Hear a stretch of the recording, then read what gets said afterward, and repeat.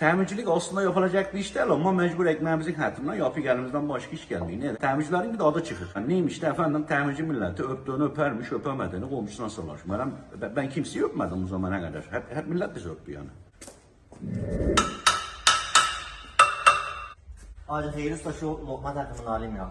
Hem dışarıda yakın vermek. Dışarıda yakın vermek. Koda giden gelmeyiz zaten. Bok yiyeceğiz keşkül öz yanınızda taşın. Adam düven açmış takımı yok.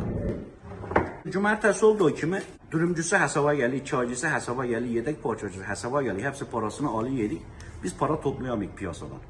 Bu meselenin de en büyük sıkıntısı bu. Tabii bizim en büyük sıkıntılarımızdan biri de cumartesi. Cumartesi ustalar öpme günü.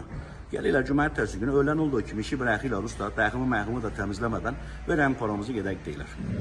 Bu hafta bizim esnaf seyremiz. Esnaf seyresine gidecek. Esnaf arkadaşlarla toplanıp Mersin'e gideceğiz. Giden sene doğru gittiydik. Təmircilərin esnaf sərəsi olduğu kimi Qız Qələsi komple simsiyah olur. Bütün esnaf oraya yedik. Gedik işte orada qırqır şam atar, yiyik, içik, əylənik, çıxıq, gəlik yani.